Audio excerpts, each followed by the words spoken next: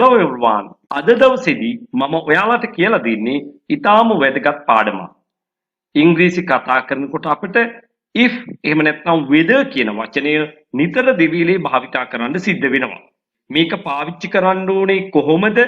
කොයි තැන්වලටද කියලා නිශ්චිතවම අපි දැනගන්නට අවශ්‍ය වෙනවා. ඒ වගේම මේක භාවිතා නොකළ යුතු තැනුත් ඒ විදිහටම දැනගන්න අවශ්‍ය වෙනවා.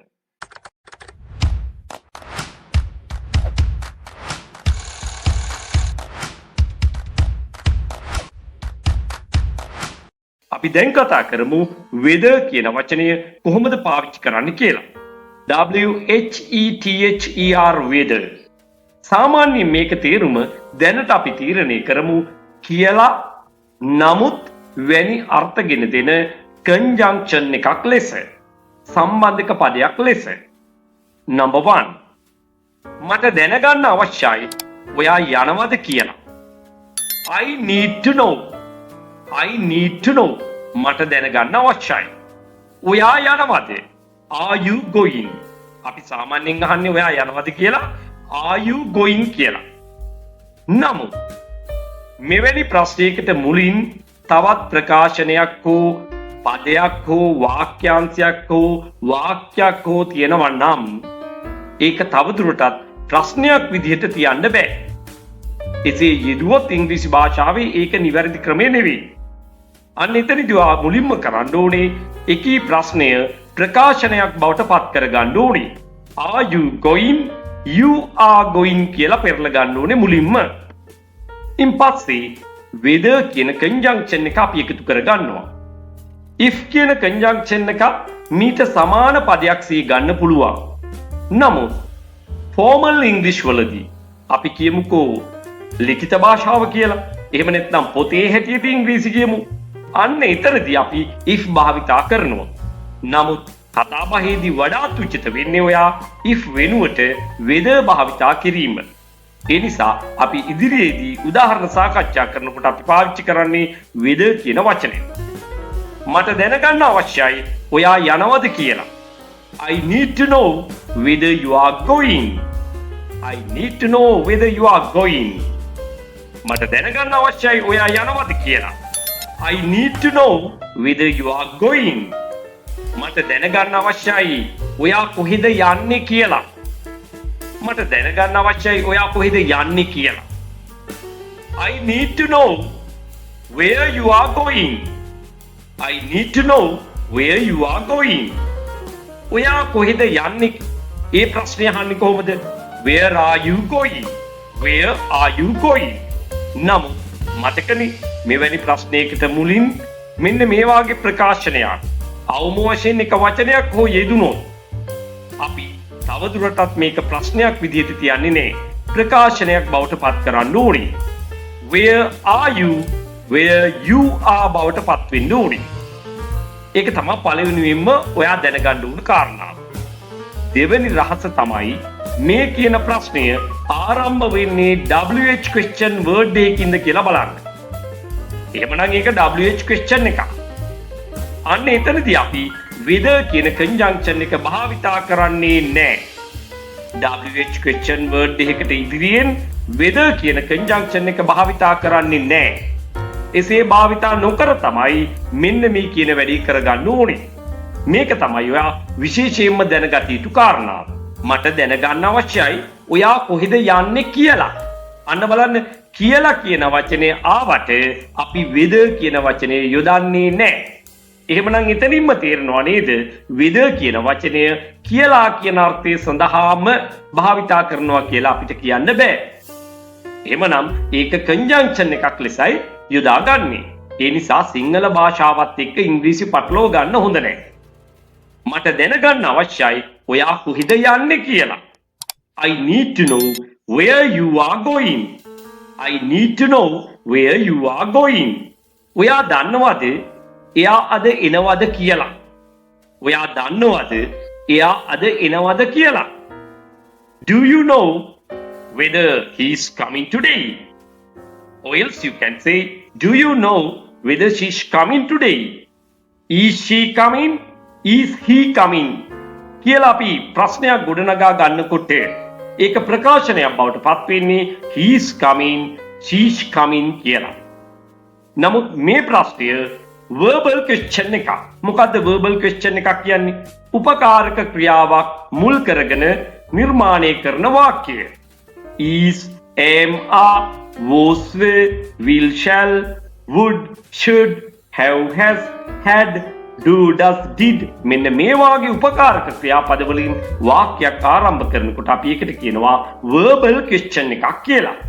ඉතින් whether භාවිතා කරන්නේ verbal question එකකුයි සාමාන්‍ය ප්‍රකාශනයකුයි එකතු කරනකොට joining word එකක් විදිහට අපි පාවිච්චි කරනවා whether.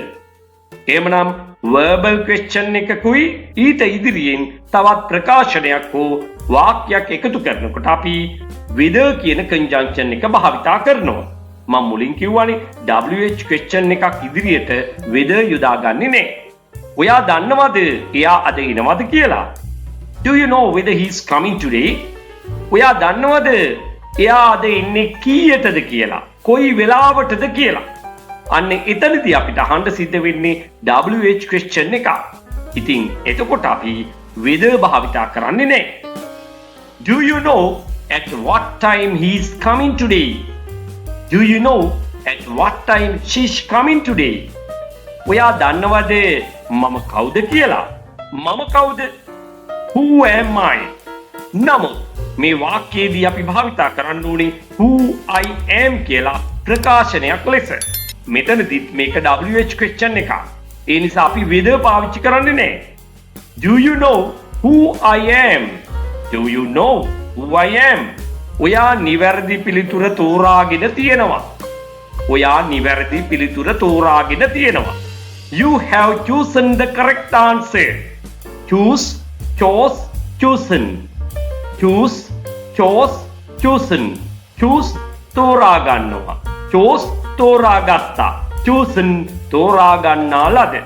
අපි මෙතනදී present perfect එක යොදාගෙන මෙන්න මෙහිම කියනවා. You have chosen the correct answer. ඔයා නිවැරදි පිළිතුර තෝරාගෙන තියෙනවා. නමුත් මම දන්නේ නැහැ. But I don't know. But I don't know. නමුත් මම දන්නේ නැහැ. Whether it is by luck or by skill. අන්න එතනදී අපි whether භාවිතා කරනවා හේතුව WH question එකක් නැති නිසා. I don't know. මම දන්නේ නැහැ. Whether it is by luck. By luck කියන්නේ වාසනාවෙන්. වාසනාවකට by luck. or by skill. දක්ෂකමින්. එහෙනම් වාසනාවෙන් මෙයාට මේක ලැබුණාද? වාසනාවෙන් මෙයා පිළිතුර තෝරගත්තද? එහෙම නැත්නම් දක්ෂකම නිසාම තෝරගත්තද කියලා මම දන්නේ නැහැ. ඔයා නිවැරදි පිළිතුර තෝරාගෙන තියෙනවා. ඔයා හරි උත්තරේ තෝරගෙන තියෙනවා. කතා කරනකොට ඔහොමනේ කියන්නේ. ඒ වුණාට මම දන්නේ නැහැ ඒක දක්ෂකමකින්ද වාසනාවකටද කියලා. ඒ අදහස අපි කියන්න ඕනේ මෙන්න මේ විදිහට. You have chosen the correct answer. But I don't know whether it is by luck or by skill. By luck or by skill. ඔයා කැමති වුණත් නැතත් එයා මෙහෙනවා. ඔයා කැමති වුණත් නැතත් එයා මෙහෙනවා. උණත් කියන අර්ථය ලබා ගැනීමටත් conjunction එකක් ලෙස වේද භාවිතා කරන අවස්ථාවක් තමයි මේ. ඔයා කැමති වුණත් නැතත් එයා මෙහෙනවා. ඔයා කැමති වුණත් නැතත් whether you like or not. Whether you like or not. එයා මෙහෙනවා. He is coming here. She is coming here. He is coming here. Or else you can say she is coming here. He is coming here whether you like or not. ඔයා කැමති වුණත් නැතත් එයා මෙහෙනවා. He is coming here whether you like or not. එහෙමනම් මෙතනදිත් අපි whether භාවිතා කරලා තියෙනවා conjunction එකක් ලෙස. එතනදී අර්ථය උණත් කියන අර්ථය ලබා ගැනීමටයි අපි ඒක පාවිච්චි කරලා තියෙන්නේ. ඔයා කැමති වුණත් නැතත් එයා මෙහෙ එනවා. He is coming here whether you like or not. මට කියන්නේ ඔයා කොහෙද ජීවත් වෙන්නේ කියලා. මට කියන්නකෝ ඔයා කොහෙද ජීවත් වෙන්නේ කියලා. Tell me මට කියන්නේ. කොහෙද ජීවත් වෙන්නේ කියලා අහනකොටත් අහන්නේ අපි WH question එක. ඒ නිසාම whether භාවිතා කරන්නේ නැහැ. ඒ වගේම කොහෙද ජීවත් වෙන්නේ කියලා ප්‍රශ්නය සාමාන්‍යයෙන් අහන්නේ කොහොමද? where do you live කියලා. where do you live? ওই විදිහට ප්‍රශ්නේ අහන්නේ. නමුත් මේක ප්‍රකාශනයක් බවට පත් කිරීමේදී do කියන උපකාරක ක්‍රියාව යලිත් live කියන ක්‍රියාපදයේ ඇතුළට ගිහිල්ලා දානවා. හේතුව do, does, did. නැවතත් කියන්නම් do, does, did කියන උපකාරක ක්‍රියාපදේ අපට සෑම මොහොතකදීම උදව් කරන්නේ තවත් ප්‍රධාන ක්‍රියාපදයක් ඇතුලේ සැඟවී ඉඳලා. අපිට අවශ්‍ය කරන මොහොතේදී ඒගොල්ලෝ එළියට එනවා. අන්න එවැනි අවස්ථාවක් තමයි මේ තියෙන්නේ. ඒක යලි මතක් කිරීමට මම අදාළ ක්‍රියාපදය කොහොමද හැදුනේ කියලා මෙන්න මේ විදිහට පෙන්නලා තියෙනවා. live කොහොමද හැදින්නේ? do plus live. do කියන උපකාරක ක්‍රියාවත් එක්ක එකතු වෙලා. ඉතින් මේක ප්‍රකාශනයක් කරන විට do live කියන එක අපි තනි පදයේදී live භාවිතා කරනවා. tell me where you live. මට කියන්න ඔයා කොහෙද ජීවත් වෙන්නේ කියලා. tell me where you live. අන්න එහෙමයි මේ වාක්‍ය පරිවර්තනය කරන්න ඕනේ. මට කියන්න ඇය කොහෙද ජීවත් වෙන්නේ කියලා. අපි දැන් බලමු ඇය කියන පදේ ගත්තොත් මොකද වෙන්නේ කියලා. සාමාන්‍යයෙන් ඇය ජීවත් වෙන්නේ කොහෙද කියලා අහන්නේ where does she live කියලා. where does she live? ඉතින් does she live කියලා නැවත ලියන්න බෑ tell me කියන ප්‍රකාශනයේ මුලින් තියෙන නිසා. මේකට whether භාවිතා නොකළේ WH question එකක් නිසා. does කියන උපකාරක ක්‍රියාවයි live කියන ප්‍රධාන ක්‍රියාවයි එකතු වුණාම තමයි lives කියන ඒක වචන ක්‍රියාපදේ නිර්මාණය වෙන්නේ. ඉතින් දැන් ප්‍රකාශනය නිර්මාණය කරන්න නම් අපි lives භාවිතා කළ යුතුයි. ඒ අනුව තමයි මෙතන where she lives කියලා යොදාගෙන තියෙන්නේ. tell me where she lives. මට කියන්නේ කොහෙද ජීවත් වෙන්නේ කියලා. මට කියන්නේ ඔයා කෑවද කියලා. මම දැනගන්න කැමතියි ඔයාගේ නම මොකක්ද කියලා.